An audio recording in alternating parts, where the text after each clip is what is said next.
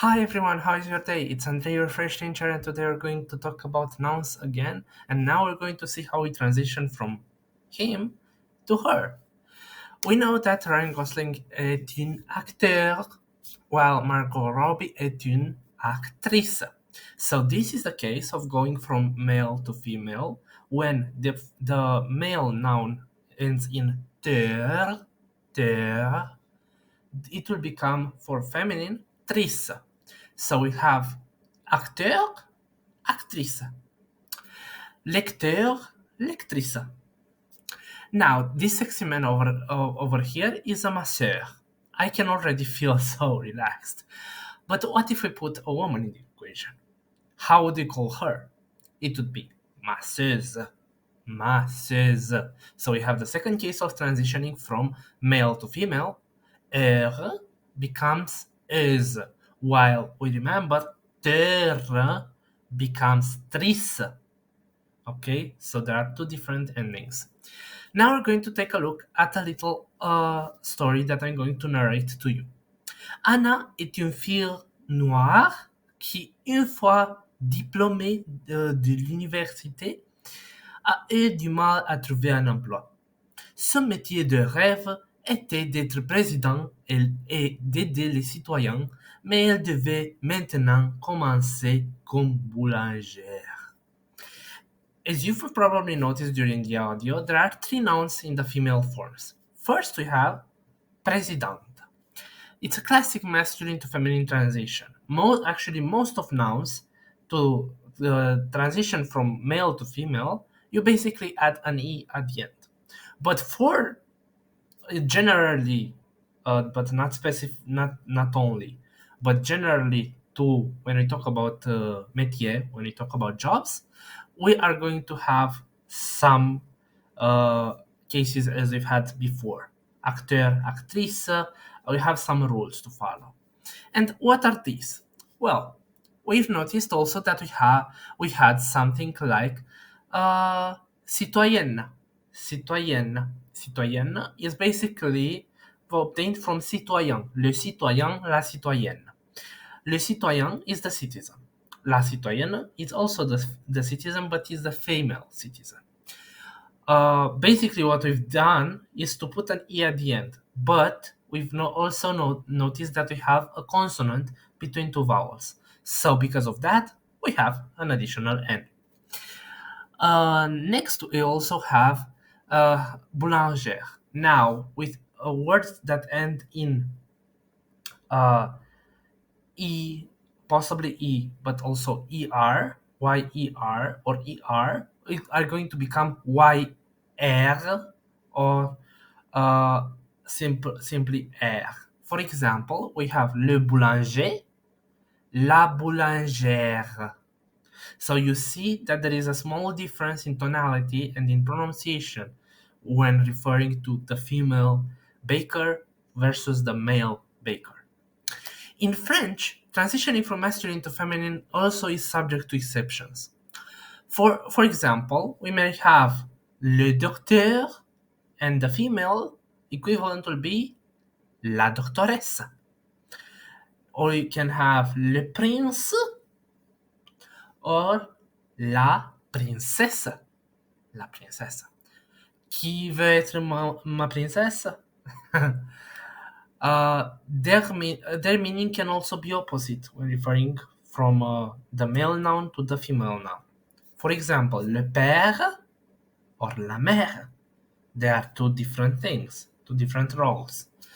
Then we have nouns that change their meaning when they are from in male form versus female form. For example, le livre is the book, while la livre is, guess what? The pound. And lastly, we have some nouns that have the same form no matter the gender. For example, dentiste, la dentiste, le dentiste. Simple like that. Oh, cheval, le cheval, le cheval. You do not have a way to refer to female horse just other than horse, right? If you reached at this point in the video, leave a like and subscribe to my channel for more lessons like this. Now I do have a challenge for you, and that is to translate a little bit of text. Try to do it on your own, and after that I am going to come back with the solution for you.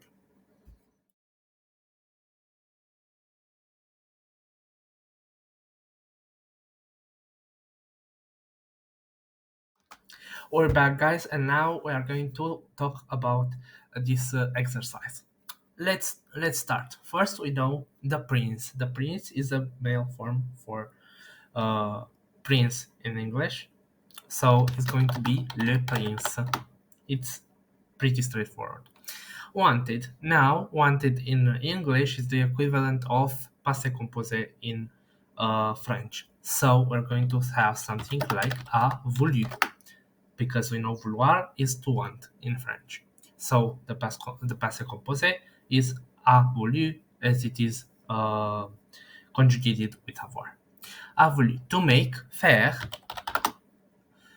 Uh, okay, now we have here to make the princess love him. So to make has the actual sense of to determine. So it's going to have something like déterminer, or convaincre, which means to also to convince someone, to convaincre. A voulu convaincre. La princesse, we know that this one is an exception word. La princesse de l'aimer, to l'aimer, to love him. So basically we use the infinitive form, and we also use a direct object over here, because we actually put the question what who to love him, right? So we would use a direct object pronoun. We've not talked yet about direct object pronouns, so don't worry too much about it. We've mentioned it here and there, and that's why I give you this explanation over and over until we reach that point where you also talk about those pronouns. What he didn't know, now what in this case would be ce que. Ce que. What he, ce que, ce qu'il in this case. Well, let's do it like this. We also notice that we have two words, one that ends in a vowel and another one that that starts with a vowel. So this is subject to elision, and we obtain this. Ce qu'il didn't know, ne savait pas. We notice the usage of imperfect tense, because we know that it's not a determinate action. It's a continuous action in the past. So in this case, we would have something like this. Ce qu'il ne savait pas. What he didn't know is, well, in this case, you could say was, right? It would make more sense. So we're going to also maintain the same in French. This is kind of important, but it's also more advanced concept, the concept of simultaneity. So when you have a temporal axis and you have the present, the future, and the past, so any action that is similar, is simultaneous in the past, you're going to use interchangeably the same timestamps. So for this specific example, if you used an verb at passé composé, you can use in simultaneity form only another verb at passé composé or imperfect tense, right? So that's why we're going to say something like this. Était. Ce qu'il ne savait pas était that que. Well, then we have another example of elision. Qu'elle, that she. Était, again, she was. A dancer. Now, we notice that in this case, we don't really know by default if we know that at a dancer specifically, we don't know if it is referring to a man or woman, right? So we don't know if we use un danseur or une danseuse, right? So which one we are going to use? Well, we know that because of the subject pronoun over here, and also because of the context. So basically, we have princessa before. La princesse est celle qui danse, and therefore we act because the princess is the one that does the action. We're going to use here était une danseuse. And notice that also the article that we've used, the indefinite article, changes according to the gender and number of the pronoun. So this is a very important concept. Now, her father, her in this case would be son père. We know this already. Le père is the father, and it's a noun that is masculine in this case. And now, how do we say mother? Son père est. You would be tempted to say mère. Okay. Now, the problem with this is that if I say something like son père est mère, it would not really make sense. And it would not really make sense because of French grammar, not because of how it would be translated in English. Because in English, her father and mother is mot à mot, word by word, translated like this. But mère, we know that it is female. So we also know that any adjective or uh, article that comes before the noun has to take the gender and the number of the noun. In this case, this is called a possessive adjective that we've not talked about it yet. But bear with me for a moment. If I use a song with père, then this means this is the masculine form. Now, in this case, to use it with mère, I would need to use the feminine form of that same pronominal adjective, and that would be sa mère. So, in order to say her father and mother, because in English you tend to lose the repetition her mother and her father and her brother and so on and so forth. You just say her brother and father and mother. In this case, you have to do the repetition. Son père et sa mère et son frère et sa sœur, etc. Okay, had. Had is a past simple. We know it. Now you would be let's say tempted to say because you've had only sa mère over here, but the subject actually in the sentence is her father and mother. So who had no idea? Her father and mother. So it's a they over here. So in this case, it would be something like this: ont eux, ont eux. Now we have a negation, had no idea. Now in French, there is not the concept of saying. You could say ont eux aucun idée, right? But the thing is, you cannot have no idea. I mean, it doesn't make sense in French to have a non-existent amount of ideas. So what you're going to do is to say, her father and mother didn't have any idea. So you'd have something like this: n'ont eu aucun idée, right? Well, aucune in this case, because idée, we know that this ending e is specific for feminine nouns. N'ont eu aucune idée. So notice also the pronunciation. Aucun, aucune. Now, about sur, it's a good way to say about. You could also use the particle de. In this case, de son lieu de travail or son métier. You can also use son métier. It is an option to say or son emploi. These are all possible options for saying place of work, basically, or a workplace.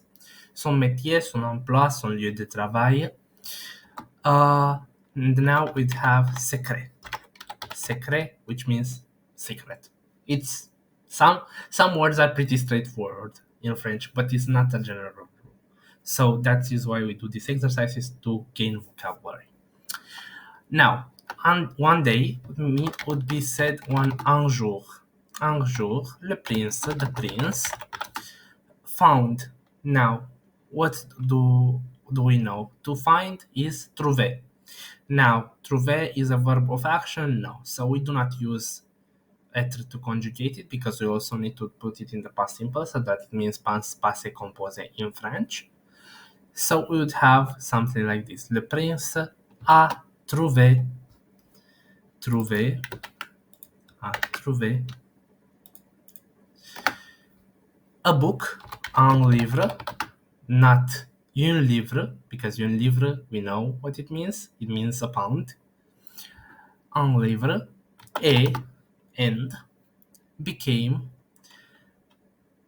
Now, to become is a verb of state. Now, verbs of state, like devenir, are generally conjugated with être. So this is one of those verbs that do not necessarily mean an action, but you have to remember them, right? So devenir is conjugated with être. Likewise, it is conjugated